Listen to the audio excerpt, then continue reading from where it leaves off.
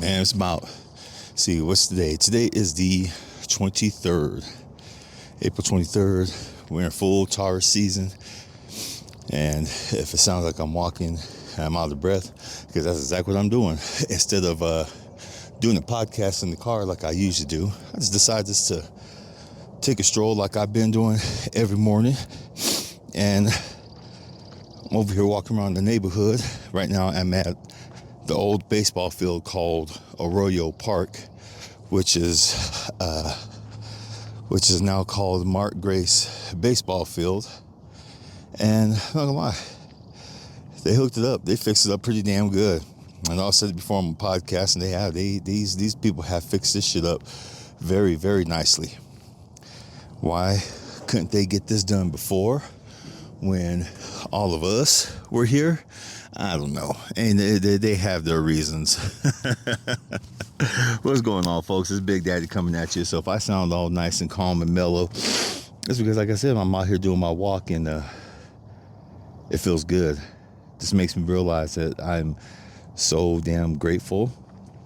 I'm blessed for everything that I have in my life. Shout out to my aunt who just passed on. Shout out to anyone who has had family or friends pass on, transition to the next life. And a lot of folks say, Phil, do you just have a weird output on life and death? No, it's not weird. It's just you just don't understand. One of my cousins asked me, do you think you ever want to talk about it one of these times? What made you feel this way? He said, you don't believe in no religion, no nothing like that anymore. She was, I know you've said it before on your podcast. I said, yeah, but you haven't listened, have you? You didn't listen all the way. And, no, I didn't. It's all good. What got my way of thinking, the way I feel about religion and God and all this stuff, is just that there's something out there for everybody. I had to find what works for me. I had to find what makes me tick, what's saying to my heart. And just nature, being out here, in life, has been my religion. And truth has been my God. And I know I've said that before, and when my homeboy said, I don't, what do you mean? Truth is your God and love is your religion. That's exactly what I said. I said, because there's our truth, and then there's the truth about life, about death. Do I believe there's a heaven or a hell? Not so much. Heaven and hell is what we create for ourselves right here on this earth. When we pass away, yeah, our energy changes states. And I really believe it's put on hold until we're needed again. So until then, we just sleep. And do we remember all these past lives? No, we don't, because then we'd lose our shit. We would absolutely lose our damn minds. And people aren't built like that yet. At least humans aren't built like that. Somewhere in this universe, there's beings who have transcended all this shit. And for those people who really truly believe that we're alone here in this universe, man, y'all, I'm not gonna be rude. I was gonna say it's to each their own. Yeah, to each their own. It's like every year when people think that for Easter or for Christmas, the cycle repeats with Jesus over and over again. He's born, he dies, he's re-risen. And I used to think that was a cycle that happened every single damn year. And I'm like, what a jacked up existence. That's a horrible existence. How do you move on? Your life is like in a constant loop of death and rebirth, even though right now our lives are death and rebirth constantly. But for an existence like that, man, shout out to Jesus. Shit, man. Just constantly. Oh, you guess what? You're gonna die today. I know. I'm just sitting here, just chilling, having some wine and stuff like that. You know how it goes. Oh yeah. Some of my family, I was in my family with my friends, said, because she heard me talk about this stuff before. She goes, "Why do you make fun of this?" She goes, "As a Christian, I really don't appreciate that." I said, "Yeah, and as a non-believer, I really don't give a shit." Okay, I had my time. I make fun of this now because it does sound silly, and if it works for you, that's fine. But don't. don't sit here and make light of what I believe in, because you get all fragile with your damn feelings. You know, like I said before, like in the last podcast, nothing irks me more when people say, or people ask me, well, how come you don't believe no more? Because I don't. Well, don't you think you gotta believe in God and stuff like that? No. Let me tell you something.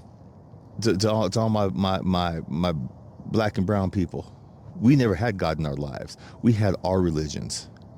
We had our religions, our cultures, our gods. And when we were brought here to America, we lost all that. We were beaten to submission behind religion, behind someone else's religion that's pretty much dominated the whole damn world now. And then when people always tell me, oh, Philip, you need to get right with God, blah, blah, blah. No, you get right with your damn self. And where this turned into a damn religious tirade, I have no idea, but I'm switching gears. Fuck, I ain't talking about that shit. I took my mom to go see Sinners recently, movie by Ryan Coogler. And yes, folks, believe the hype. That movie was badass. I think it is Ryan Coogler's best movie. Yeah, he worked on Black Panther. There were some elements of the eras of his life were in those movies, or every movie that he's made. But Sinners is all him. You know, you got to see his love of horror, his love of the Delta blues, his love of his family background. It all came rolling into one movie. And when movies get made like that, they can't be beat. Yeah, it's a well-deserved 98 on Rotten Tomatoes, which is very, very fucking rare for them folks. They're so goddamn nitpicky. Hell, they're nitpicky like some folks I know about movies and stuff like that. And I just kind of look, when I hear a lot of these people out here that I know get nitpicky about movies, I said, well, you know what? You could always grab a camera and do what they do and show us how to do it. You can try. In the back of my mind, yeah, I'll just destroy your film for no fucking reason. I'll be petty like that. I don't give a fuck. Fuck you. Man, but y'all really go see Sinners. If it's from beginning to end, you get wrapped up in the story. You get, man, you see where Ryan is coming from. I'll put it that way. It's a far stray left from Black Panther movies and the Creed movies and stuff like that. This is personal, and you feel every ounce of it. My stepdad Murphy, he listened to a lot of, we call them the swamp blues, but there no swamp blues, Delta blues, whatever you fuck you want to call them. But you see, just like Ryan Coogler says in some interviews I've seen recently, you see the basis of where today's music comes from. Everything from traditional blues, country, heavy metal, traditional rock and roll, hip hop, R&B. Delta blues was the base for all that shit. And man, shout out to the Delta blues, to the people still playing it. I went on after the movie, went on Spotify. Hell yeah, Big Daddy had to find the soundtrack, and I've been listening to it the last couple of days, and it's made me remember all the good times growing up. You know, when things weren't chaotic around the house, when Murphy was still alive, he throwing his jukebox. He called it the jukebox. Every tape deck he had, like he used to have this one big old boom box. It wasn't no damn boot box. It was the jukebox. It was, hey, won't you throw that tape in the jukebox? Put this in the jukebox. Hey, see that one, the red and white cassette right there? That one right there. Flip it over. Is it faded on the back? Yeah, put that in there. And hit rewind all the way, and then fast forward, and you'll see on the numbers, it'll say 4434. Stop right there and then hit play. And he knew exactly what song he wanted to play every damn time. And it was this one, just one Delta blues song. It went boom, boom, boom, boom, and it paused. Bow, bow, bow, bow, bow. And I'm like, oh shit. After a while, I mean, I didn't know who sang it, but if I was to hear it now, I'd probably start crying. I was like, oh yeah, memories. And me and my brother would sit there fucking do karaoke. We take turns playing the air guitar. Like he, I'd put on Murphy's sunglasses. Red, my brother, would put on Murphy's brim. We're sitting there doing the air guitar, shaking our heads. We had no idea what the lyrics were. We were just mouthing shit. Murphy's sitting there laughing his ass off. Man, that was some fun stuff. That was also the first time I ever had a taste of whiskey. The second time around when we heard him and his damn Black Velvet. He was sitting there sipping on the little glass of it, straight up, no ice, no nothing. That's where I started drinking my tequila from. No goddamn rocks, no nothing. Just double shot, sip on it. And he'd look around. My mom, they were getting ready to go out. He and the babysitter was coming over. He'd look around, like, what you looking for, Murph? Where your mom at? She's in the shower. Here, come put some hair on your chest. I'm like, do what? And I open my shirt and look around, and my bare ass chest hurt at that time. And my brother be doing the same thing. He's like, put some hair on your chest. He goes, come here, take a sip of this. Take a little sip of Black Velvet whiskey. Oh, God. That was the most horrible tasty shit ever. That's fucking Black Velvet. Black Velvet back then was so damn horrible. Now, I had my sip of tequila around that time. And that was some good shit too. My grandma every morning, it's story time, y'all. It's story time. In the morning when I was growing up, we were sleeping on the floor in her house.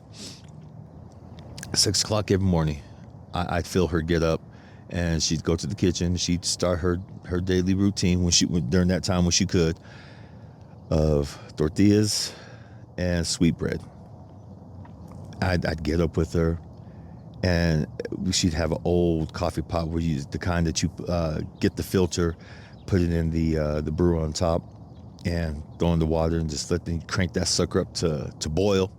And oh yeah, you can smell the coffee all throughout the house. It just smelled like nothing but straight fucking love. And of course, the alarm clock for everybody else was her 8. She had an 8-track. She had an 8-track player during that time, and it came preloaded. Okay, it came preloaded, and it was a good preload.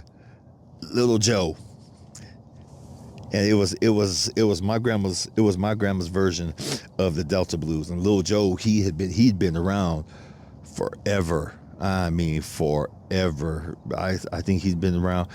Honestly, I think during that time, him and my grandma were the same age. My grandma was born in 1905, and Little Joe was still cutting it up. And then you hear the trumpet. And you hear Little Joe, ay, que lindo.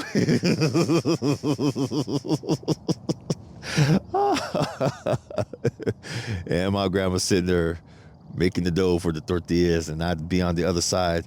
I said, Grandma, can I help you cook breakfast? She goes, yes, me here. Get the weenies and start cutting them up. Hot dogs, y'all. For those who don't know, for those who probably ask, what are weenies? Oh shit. Me and my grandma, I mean, honestly, I could spend the whole day in the kitchen with my grandma. When she said, okay, time to get ready to go to school, I'd get so goddamn mad and sad. I'm like, man, come on. Really? Can't stay here in the kitchen with you all day and learn some real shit? And my grandma would see it. She goes, Mijo, dear, you're living in two different worlds. You're living in ours and you're living in theirs. I said, what's our world, Grandma? She goes, magic. You know that. She goes, the cooking, the sitting here taking care of the house and making sure everything's straight. She goes, and, you know, being one with nature and God and all that stuff. She goes, then you have to join their world. And their world was, how does she describe it? She called it the lie. I said, and I remember, and she'd always call you, come on, and well, she would say it like that after a while. Come on, you got to go live in the lie. I said, what? Now, Grandma, why do you call it the lie? She said, because this world is not everything what it seems. She goes, you're going to understand that as you get older as you get more into your Mahiko, you're going to learn that what's the truth and then what's the lie. And I ain't gonna lie, folks, after all these years, I'm still learning the fucking lie. I'm still, and the lie changes constantly. I was telling my grandma, even now, when our spirits talk, when she can, let's just say it this way, when she can come visit, I said, Grandma, this lie is a motherfucker. She's like, yes, mijo, yes, it is. She goes, but be strong. She goes, it's only going to get worse. Oh, thank you. I really need to fucking hear that. She said, I want to tell you it's going to get worse, mijo, because you're strong enough to deal with it. She said, you're starting to meet people. You're undergoing things that I wish I could have taught you while I was alive. There's things that I wish your mom would have taught you that she's not, but you're having to learn. She goes, but you're learning. I said, I know, Grandma, I know. To eat, everything in time, right? She said, yes, mijo, everything in time. I'd have said it the Spanish way, but I don't want to fuck it up. She'd always tell me that everything in time, everything in time, everything in place, everything in space. And I was like, okay, was that a witch thing? She said, no, it's a life thing. It's one of the biggest lessons you're going to learn is everything has its time, place, and space. And she said, right now, you're meeting, like I said, she goes, like she told me, you're meeting people that are contributing to my well-being. During my medicine ceremony, she came to visit, and she told me to tell the facilitator, she said, tell her I said, thank you for taking care of my mijo.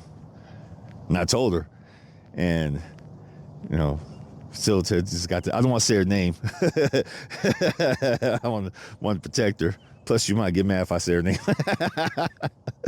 She's got this big old smile.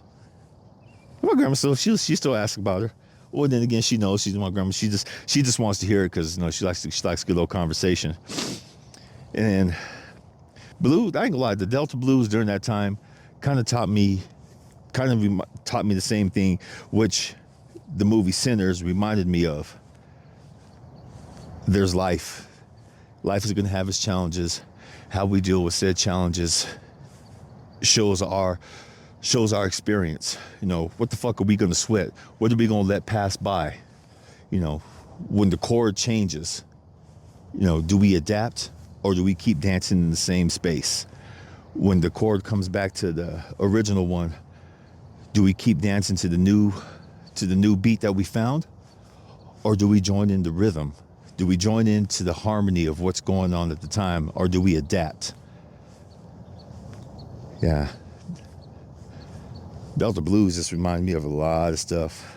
I think that's why I had to come get a walk this morning, because my mind was racing, and my mind was racing all night. I actually played half of the movie in my head last night. There's one spot in particular.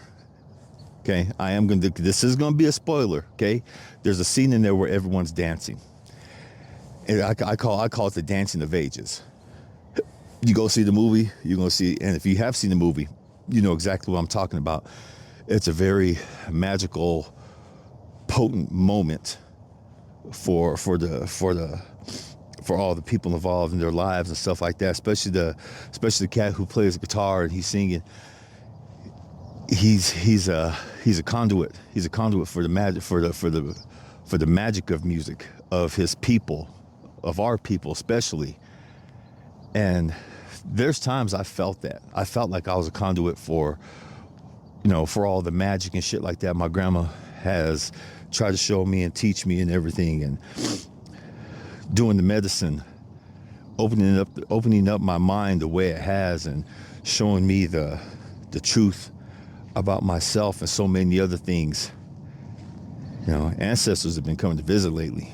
We've been having some deep ass talks. And sometimes, I'm not gonna lie, no folks, I'm gonna lie, sometimes I go into overload. And I do have to get out and walk, or I just go, when I come home from work, I sit in the car and just think about everything what they've told me. I started reminiscing about my childhood and seeing those ancestors out of the corner of my eye, and them just sitting there smiling, talking, or dancing, or playing the instrument. And one of the reasons why I took up the djembe drum as fast as I did, one, Big Phil. I've mentioned Big Phil before. Him and his wife, they play the djembe drums for their ceremonies and stuff like that, and just playing it just feels real. It feels natural. It feels like it's always been a part of me. And then there's times when I'm playing the djembe drum in the house, or if I'm going to if I'm at over there my spot in Lake Mary, folks, I'm not gonna lie, I'm playing and I hear other drums in the background, like way across the way, and I'm like, okay, is that a delayed echo? No, it's not a delayed echo. It's the ancestors joining in, whether they be Black, Mexican, my folks from Zacatecas, my folks from Alkebulan, aka Africa. Yes, that is the original name of Africa, Alkebulan. It even says it in the Bible, Book of Genesis. You'll find it. Well, it says in the Book of Genesis, and it says it throughout the Bible. So if you guys ever run into that word now, Alkebulan, say, hey, Africa. Africa is the Greek name, the Greek Roman name for Africa. Very clever. The dark continent. Wow. Bunch of fucking geniuses, huh? What does Alkebulan mean? Garden of Eden. So yes, folks, Africa is Garden of Eden. Bet you a lot of you Christians didn't know that, huh? Yes, I'm gonna pick on y'all. No, I'm not. I'm going back to my damn story anyway. In said story, when I played the djembe drums, there's something about the beats that really just, it hits. And yeah, sometimes I'll hum along to it and sing along to it. It doesn't matter if it sounds good or bad. I just do my thing. I feel free. And after I play the drums, I can focus. I mean, I get this such a razor sharp ass focus. It feels good. It doesn't scare me. Well, I ain't gonna lie. At first, it kind of scared me to how sharp that my focus can get, how sharp that my instincts get, and you know, I ain't gonna lie. Like I said, this shit feels good. I know you're gonna hear a lot of sounds out here now. That is the trash truck coming through, picking up all the trash and everything.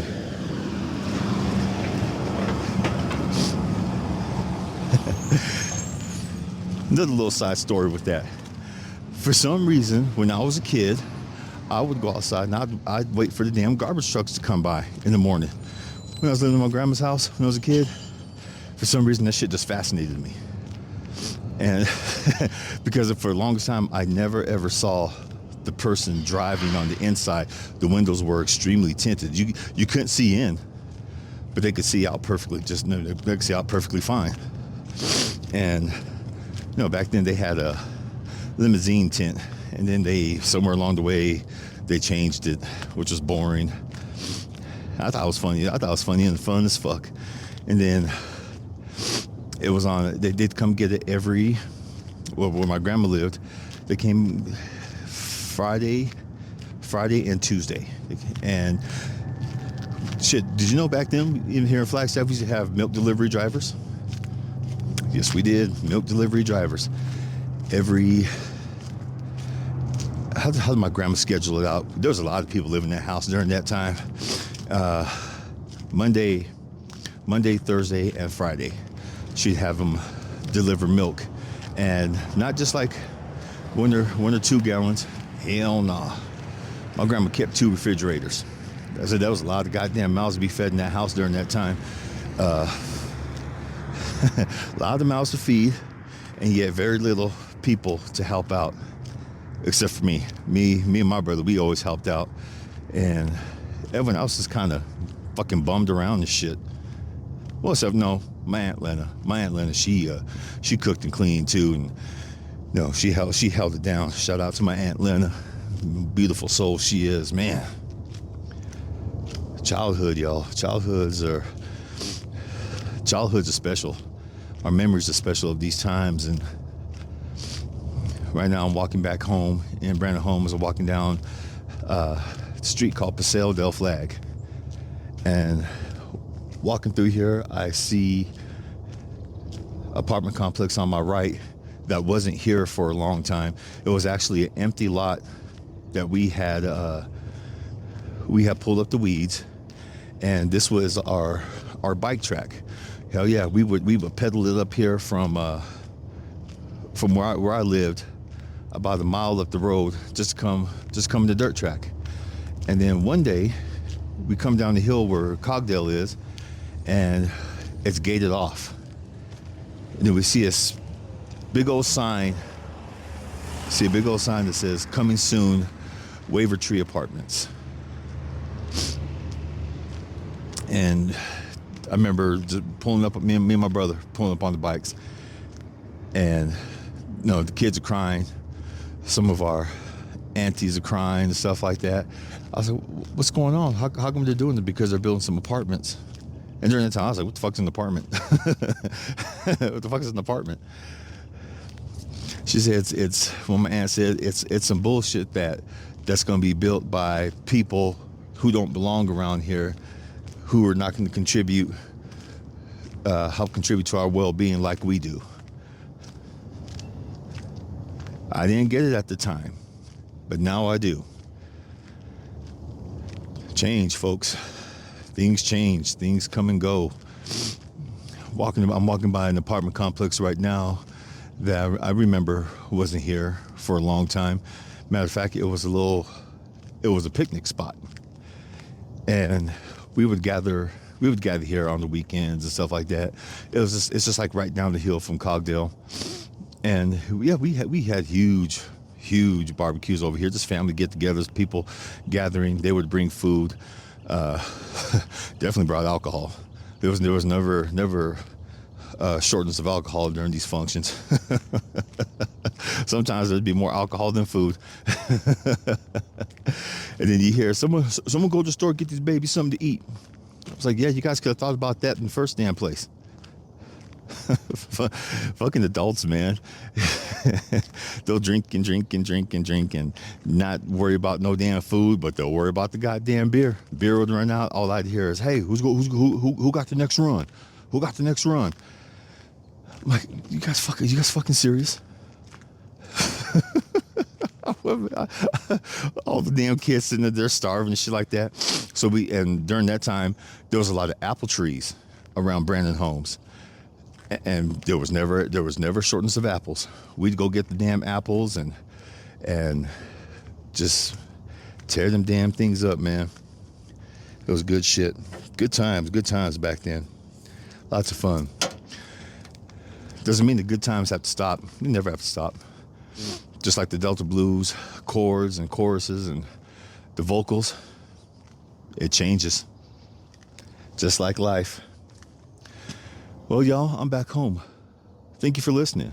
Thank you for going on my walk with me. Thank you for going down my little trip down memory lane.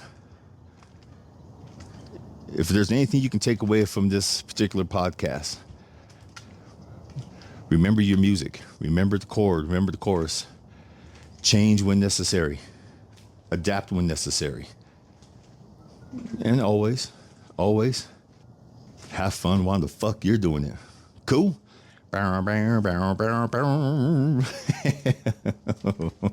Peace.